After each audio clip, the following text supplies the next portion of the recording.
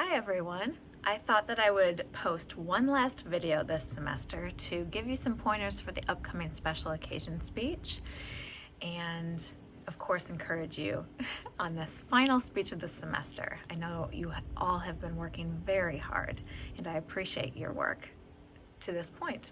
We are almost done, so just hang in there. So first off, please remember almost everything you need to know about the special occasion speech is found under our module for this week, Module 15. So please check that out under Content. I know that you've probably already read the chapter by now in your book because the quiz was due last week. I hope that you were able to read it and submit the quiz. So also this week, you'll sign up for your time to deliver the speech next week. There are several options available. Please go to the discussion forum and sign up for a time if you haven't already. And once you sign up, what I will end up doing is sending you an email to your DSC email address, which will invite you to that Microsoft Teams meeting.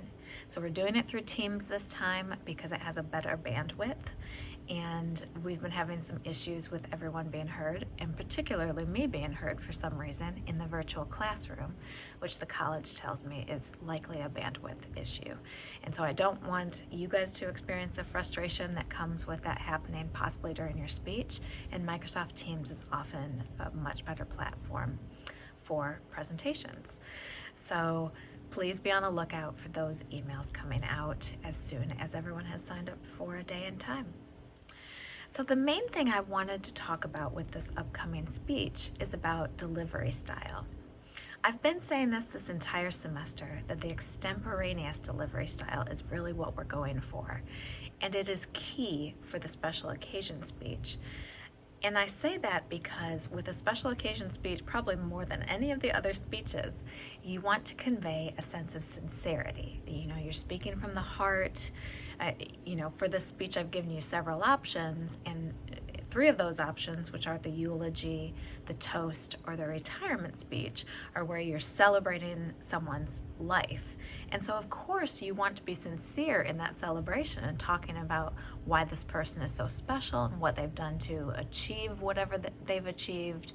And I know the eulogy is a little different there, so please know I'm not quite talking about that the same way. But anyway, as you're talking, you need that sincerity and speaking from the heart to come through. And if you end up reading to us, it often does not come through. And that is the typical challenge students will face when they're fairly new in the speaking process, that they'll feel that they really have to hang on to those notes and be looking at them the entire time. So the extemporaneous delivery style really is going for more of the conversational, natural, engaging approach, and it's kind of like what you see in some of these videos with me. I have notes that are often just above or to the side of my screen that keep me on track, that I know what I'm going to talk about, but I'm making up those actual words as I go, because then it comes across more like a conversation with you, and then hopefully will draw your audience in. So please keep that in mind. Also, you'll notice that sometimes that means you stumble over words. So in some of these videos, I've had to back up or explain myself again or apologize for misstating something.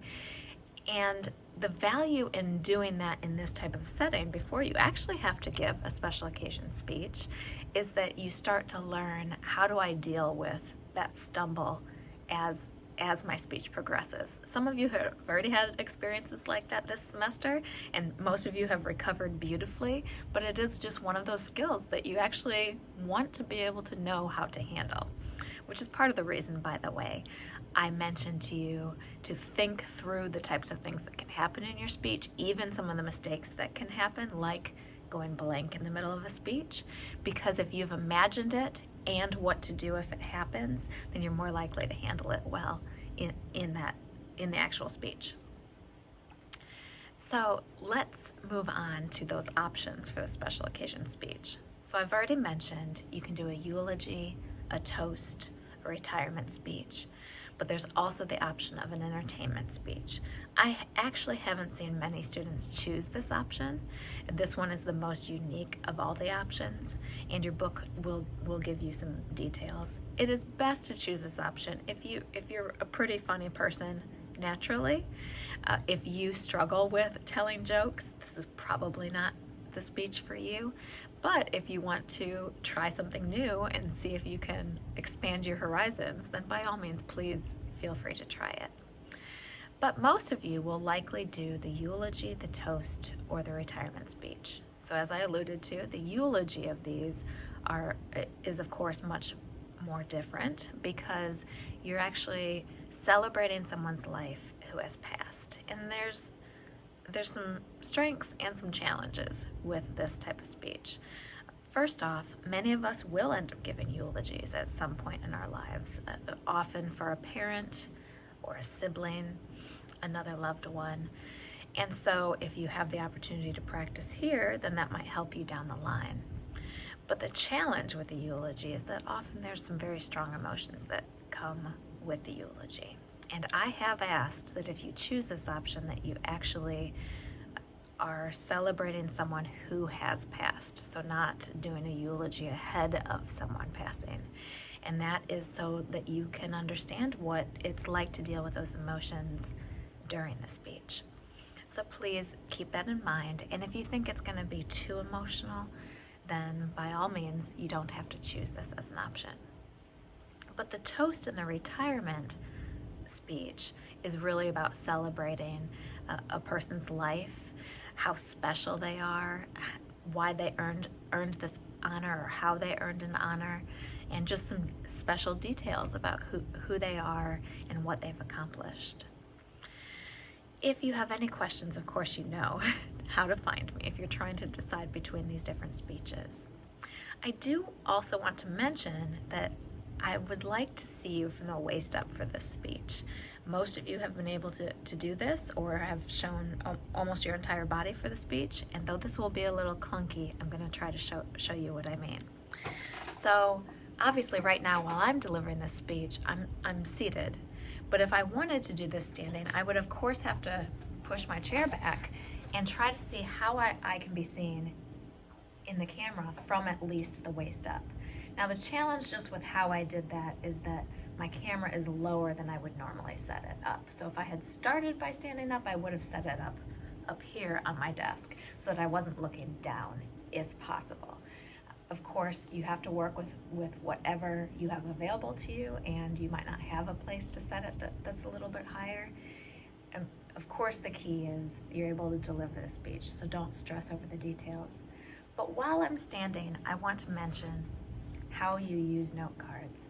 I do recommend using note cards for your speech notes instead of using a piece of paper. Of course, I don't just have a piece of paper available. One moment. If I have a piece of paper, what often ends up happening is it makes noise, it can shake if I'm nervous, it can just, and it's rather large, so it can be a distraction. And so part of the reason I recommend notes is because you can often just hold them in one hand. And that's worth stressing again, because I have seen many of you who will hold them like this the whole time in both hands and either gesture with both hands or not gesture at all. And because you're going for that conversational style, pay attention to how you use your hands while you talk. I naturally use my hands a little bit more while I talk, and so that comes across in a natural conversational way. If I hold my note cards in one hand, they're not very distracting. I can still flip between them and go back to holding them in one hand. I can bring them up or put them down as I'm gesturing. So just practice with this. I recommend practicing in front of a mirror, holding them, seeing what you're doing, making sure everything looks natural and that you can see more of your body. And the reason why I ask you to stand is so that I can see more of your gestures, I can see your posture. It just helps you be more aware of everything that's happening. So if at all possible, please do that. And finally, I just wanted to circle back to something I've already said, just as a reminder, that sincerity is the key with these speeches. So you want to be sure that that's coming through. If you're brave enough, by all means, please practice in front of a friend or a loved one who might be able to provide you some feedback on how might this have worked better if you were actually delivering this in front of a crowd. And so hopefully that will help you on the day of your speech. I've already said it, and I've said it in other videos as well. I'm here to help. Please reach out if you have any questions. I look forward to seeing your last speech of this semester, and I'm sure you're looking forward to completing it as well. Take care. Good luck.